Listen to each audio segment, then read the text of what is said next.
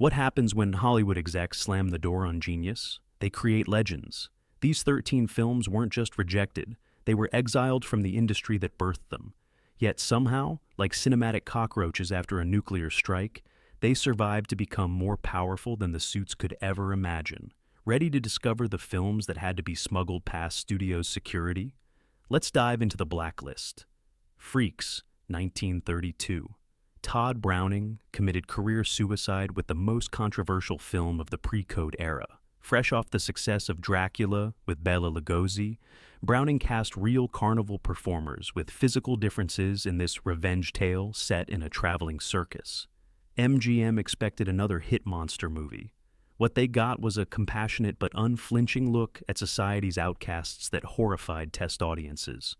After one preview screening, a woman claimed the film had caused her to miscarry.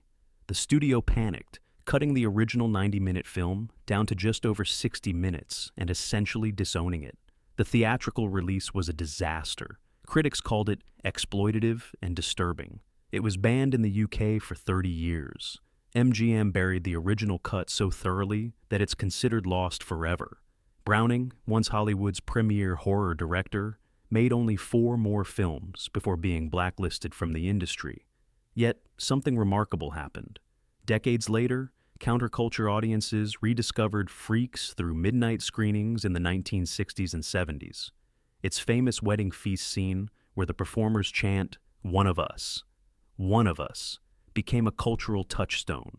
Modern critics recognized its revolutionary portrayal of disability, showing the freaks as the moral center of the story, while the normal characters revealed themselves as the true monsters. From career-destroying failure to being selected for preservation in the National Film Registry, Freaks completed one of cinema's greatest rehabilitations.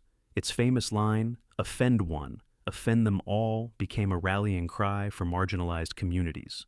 The film that Hollywood tried to destroy ultimately changed how we see difference, proving that sometimes true artistic courage comes at a devastating professional cost.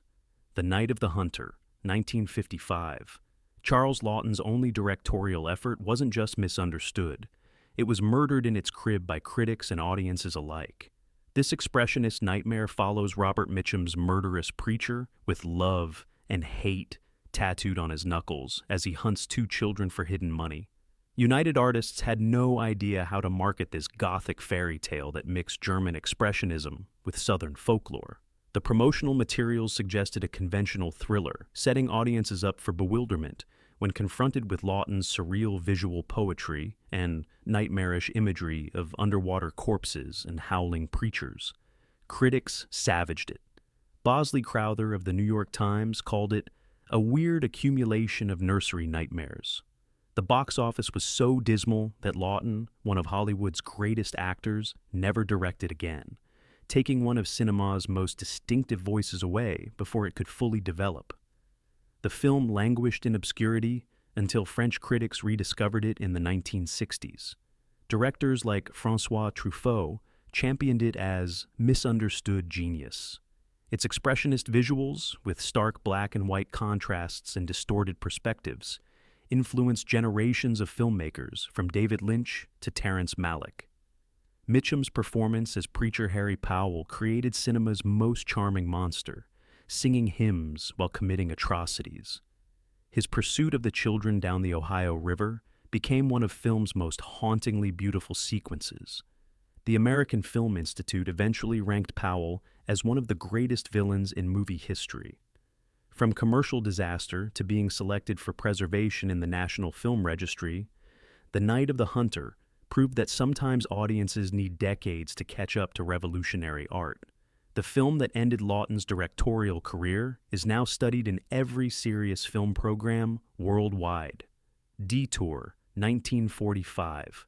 Edgar G. Ulmer's bare-bones noir wasn't just low budget, it was practically no budget. This 68-minute fever dream follows Al Roberts, a hitchhiker whose life spirals into nightmare after a chance encounter with the venomous Vera on a cross-country journey to California. Made for Producers Releasing Corporation, the poorest of Poverty Row studios, Detour was shot in 6 days for approximately $20,000. The production was so cheap, that when characters drive, the backdrop visibly wrinkles. Major theaters wouldn't touch it, relegating it to the bottom half of double bills in second-run houses. What makes Detour transcendent is how its limitations became strengths. The cramped sets and harsh lighting create a claustrophobic paranoia. Tom Neal's perpetually sweaty performance, as Al feels like watching a man disintegrate in real time. Anne Savage's Vera delivers a masterclass in venom, creating one of noir's most terrifying femme fatales with nothing but raw intensity. The film was virtually forgotten until the 1970s, when noir aficionados began recognizing its stripped-down brilliance. Roger Ebert called it a movie so filled with imperfections that it would not earn the director a passing grade in film school, and yet it is a great movie. Martin Scorsese became one of its most vocal champions. From discount bin obscurity to being selected for preservation in the National Film Registry, Detour proves that true cinematic vision can overcome any budget limitation. The film that major studios wouldn't even distribute is now considered the purest distillation of film noir ever made. Its bleak fatalism and visual intensity unmatched by productions costing hundreds of times more. Peeping Tom, 1960. Michael Powell committed career suicide with this psychological horror about a filmmaker who murders women while recording their dying expressions. Released the same year as Psycho, this British shocker went places even Hitchcock wouldn't dare. The critical response wasn't just negative, it was career-ending. The Sunday Times called it loathsome. The Tribune labeled it sadistic. Distributor Anglo Amalgamated dumped it into theaters with minimal promotion, then pulled it quickly. Powell, who had directed classics like The Red Shoes, became a pariah overnight. His name was poison in the British film industry for decades. What critics missed was Powell's brilliant meditation on voyeurism and cinema itself. The film forces viewers to identify with the killer through subjective camera work, implicating the audience in his gaze. The meta-commentary on filmmaking as a potentially predatory act was decades ahead of its time. The rehabilitation began when Martin Scorsese discovered a print in the 1970s and championed it as a misunderstood masterpiece. He personally financed a restoration and convinced critics to reevaluate it. Modern analysis recognized its sophisticated examination of scopophilia, the pleasure of looking, that anticipated academic film theory by decades. From career killer to cornerstone of horror cinema, Peeping Tom has been vindicated by history. The film that destroyed one of Britain's greatest directors is now studied in film schools worldwide, recognized as one of the most profound examinations of the relationship between camera, subject, and viewer ever created. Babyface, 1933. Warner Brothers nearly had a collective stroke when they saw what director Alfred E. Green and star Barbara Stanwyck had created. This pre-code firecracker follows Lily Powers, who explicitly uses her sexuality to sleep her way to the top of a New York bank. Floor by literal floor. The original cut was so shocking that the New York State Censorship Board rejected it outright. Warner Brothers was forced to reshoot scenes, add moralizing dialogue, and create a punitive ending where Lily learns the error of her ways. Even with these changes, audiences were scandalized by Stanwyck's unapologetic portrayal of female ambition and sexuality. What makes Babyface revolutionary is its clear-eyed portrayal of sex as economic currency in a male-dominated world. When Lily's father attempts to pimp her out to local politicians, she responds by burning down his speakeasy with him inside. Each corporate conquest is marked by a camera pan up the bank building, creating cinema's most obvious visual metaphor for social climbing. The film was effectively buried after the strict enforcement of the production code in 1934, existing only in its neutered form for decades. In 2004, film historians discovered the original uncut version in a Library of Congress vault, revealing a much darker, more cynical film than anyone had seen since 1933. From censored cautionary tale to feminist rediscovery, Babyface now stands as perhaps the most honest depiction of gender and power from classic Hollywood. The film that scandalized America is now celebrated for Stanwyck's performance and its unflinching portrayal of sexual politics that still feels shocking nearly a century later. Scarlet Street, 1945. Fritz Lang's noir masterpiece wasn't just controversial, it was banned in 3 states. This devastating portrait of male humiliation follows Christopher Cross, Edward G. Robinson, a meek cashier and Sunday painter who falls for a prostitute, Joan Bennett, who, along with her pimp boyfriend, Dan Duryea, exploits him financially and emotionally. Censors were apoplectic about a film where the criminals not only go unpunished, but profit from their schemes. The Production Code Administration demanded changes, but Lang delivered something far more subversive than they realized. The film was banned in New York, Milwaukee, and Atlanta for its sordidness and immorality. What makes Scarlet Street revolutionary is its unflinching examination of emasculation and psychological torture. Robinson, known for tough guy roles, delivers a heartbreaking performance as a man so desperate for love that he sacrifices everything for a woman who openly despises him. The final scenes, where Cross descends into madness after committing an unforgivable act, remain some of the most disturbing in film noir. The film was effectively buried due to its controversial reputation and legal issues regarding its rights. It fell into the public domain, resulting in poor quality prints circulating for decades. Only when proper restorations became available did critics recognize Lang's devastating vision of masculine insecurity and psychological collapse. From banned obscurity to being recognized as one of Lang's greatest American works, Scarlet Street proves that sometimes the most psychologically complex films are those that make audiences and censors most uncomfortable. The film that moral guardians tried to suppress now stands as one of noir's most psychologically penetrating character studies. The Magnificent Ambersons, 1942. Orson Welles' follow-up to Citizen Kane wasn't just edited without his consent, it was mutilated.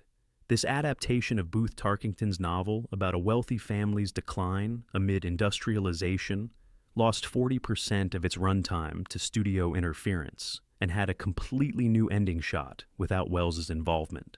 After disastrous preview screenings where audiences laughed at the wrong moments, RKO panicked. With Welles away in Brazil shooting another film, they cut over 40 minutes and destroyed the original negative to prevent any future restoration. They added a happy ending that contradicted the entire thematic thrust of the film. What survived is still remarkable. The film's ballroom sequence, a 7-minute tracking shot moving through a mansion party, remains one of cinema's most breathtaking technical achievements.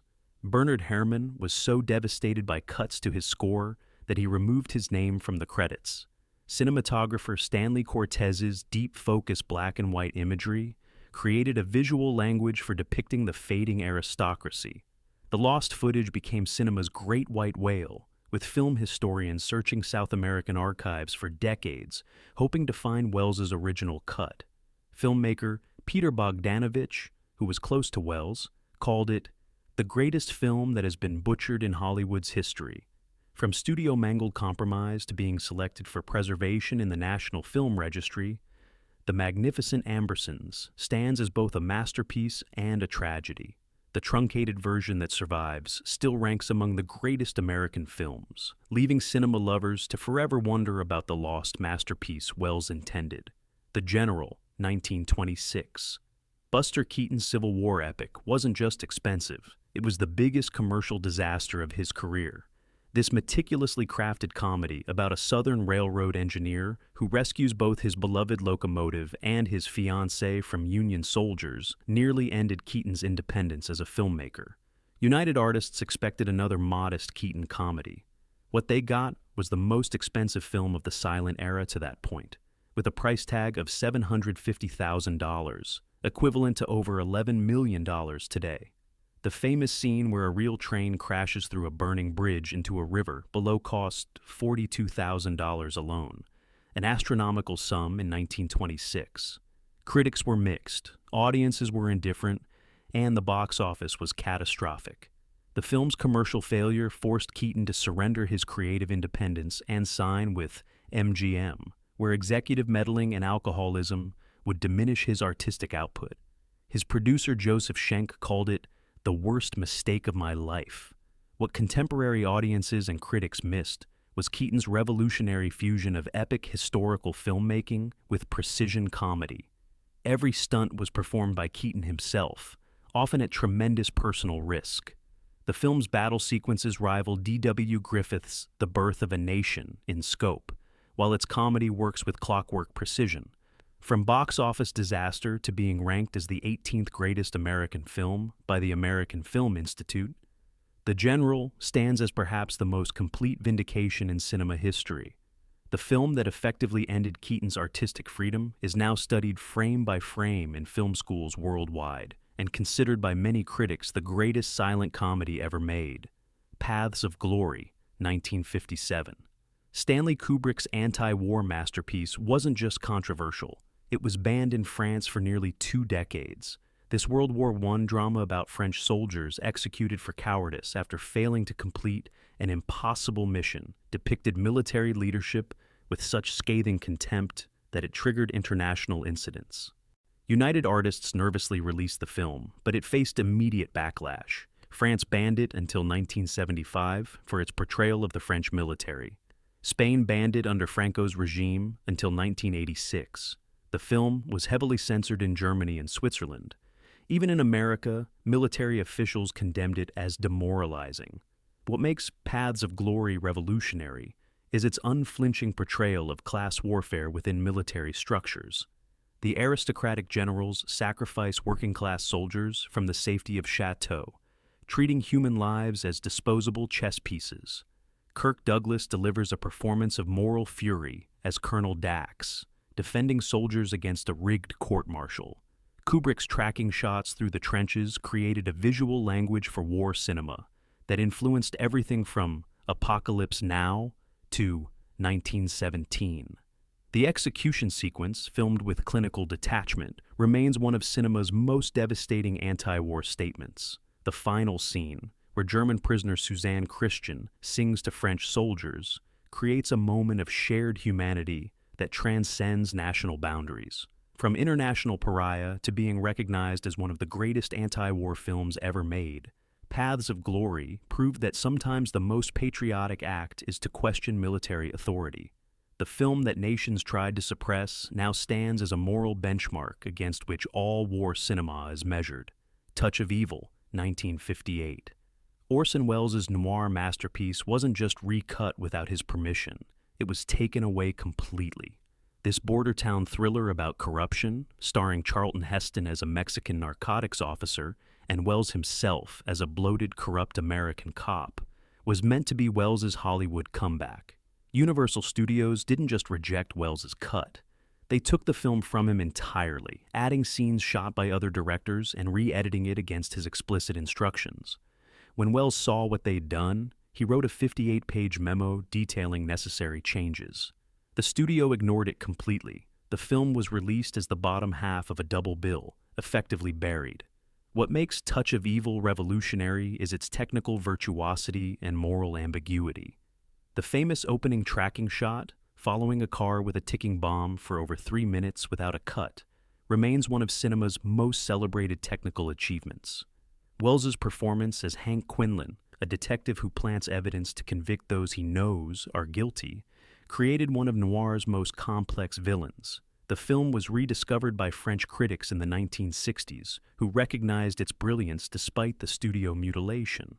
In 1998, editor Walter Murch created a new cut based on Welles' detailed memo, allowing audiences to finally see something closer to his vision. Each restoration revealed more of Welles' genius, hidden beneath decades of studio interference.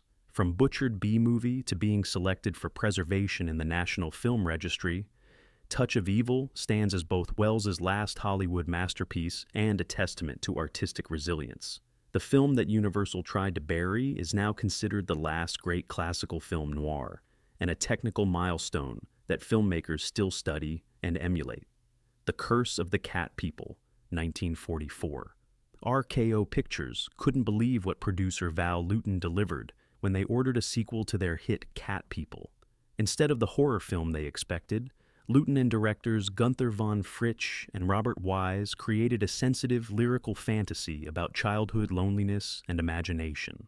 The The studio demanded an exploitation quickie to capitalize on the success of Cat People. What they got was a psychological drama about a little girl named Amy who befriends the ghost of her father's dead first wife. There's no cat transformation, no conventional horror elements, just a poetic meditation on childhood fantasy and parental misunderstanding. Preview audiences were confused and angry. RKO. Executives were furious. The film was dumped into theaters with misleading marketing that promised supernatural thrills the film never intended to deliver. It underperformed commercially and was dismissed as a failed horror sequel. What makes The Curse of the Cat People extraordinary is its psychological depth and visual poetry. The scenes of Amy in her garden with her spectral friend have a dreamlike quality that influenced a generation of fantastical filmmakers. Its sensitive portrayal of childhood psychology was decades ahead of its time. From mismarketed disappointment to being recognized as one of the most unique children's films ever made, The Curse of the Cat People completed an unlikely journey. Martin Scorsese, Steven Spielberg, and Guillermo del Toro have all cited it as influential on their work. The film that RKO tried to bury as a failed horror sequel is now celebrated for defying genre expectations to create something far more meaningful. It's a Wonderful Life, 1946. Frank Capra's holiday classic wasn't just a box office disappointment. It was a financial catastrophe that ended his independent production company. This story of George Bailey's life in Bedford Falls and his Christmas Eve crisis of faith was expected to continue Capra's streak of hit populist films. The film's dark psychological elements disturbed post-war audiences looking for pure escapism. It lost $525,000 on its initial release, an enormous sum for 1946. Critics found it overly sentimental. The FBI even investigated it for supposed communist propaganda, citing its portrayal of the banker Mr. Potter as evidence of a rather obvious attempt to discredit bankers. Liberty Films, Capra's independent production company, collapsed after the failure. Capra, one of Hollywood's most successful directors of the 1930s, never regained his commercial touch. The film was such a disappointment that it faded from public consciousness for decades. Then something miraculous happened. A clerical error in the copyright renewal process in the 1970s accidentally placed the film in the public domain. Television stations could air it for free during the Christmas season.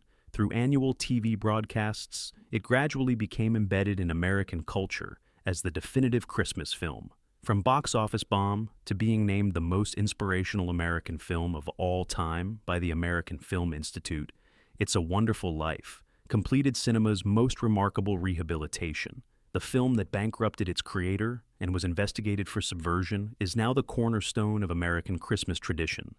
Its message of community over capital recognized as profoundly universal rather than politically radical. Vertigo, 1958. Alfred Hitchcock's psychological thriller wasn't just misunderstood by audiences. It was rejected so thoroughly that the director bought back the rights and withdrew it from circulation for decades. This twisted tale of obsession, identity, and necrophilic desire, starring James Stewart and Kim Novak, confused and disturbed 1950s viewers expecting a conventional thriller. Paramount expected another sleek Hitchcock thriller like North by Northwest. What they got was a deeply personal psychosexual nightmare about a detective's obsession with a dead woman and his attempt to transform another woman into her image. Preview audiences were bewildered by the film's dreamlike logic and morbid themes. Critics were brutal. Time magazine called it far-fetched nonsense. The box office was mediocre. Hitchcock was so disappointed by the response that when he acquired ownership of the film, along with 4 others, in 1962, he removed Vertigo from circulation entirely. It remained largely unseen for decades. What makes Vertigo revolutionary is its subjective camera work and psychological depth. The famous Vertigo shot visually represents Stewart's acrophobia and disorientation. Bernard Herrmann's swirling hypnotic score perfectly captures the protagonist's spiral into obsession and madness. From commercial disappointment to being named the greatest film ever made in the 2012 Sight and Sound Critics poll, Vertigo completed cinema's most dramatic critical reversal. The film that Hitchcock himself withdrew from circulation is now considered his most personal masterpiece, and a profound meditation on the male gaze decades before feminist film theory formalized the concept. So, which blacklisted classic made you want to start your own underground film club? Drop your pick in the comments below. And remember, the suits who rejected these films are the same ones who thought Son of Kong was a good idea 6 months after the original. Are today's rejected visions tomorrow's classics? Or has Hollywood finally learned to recognize genius before the audience does? Let me know your thoughts, and don't forget to subscribe for more cinema secrets the industry doesn't want you to know.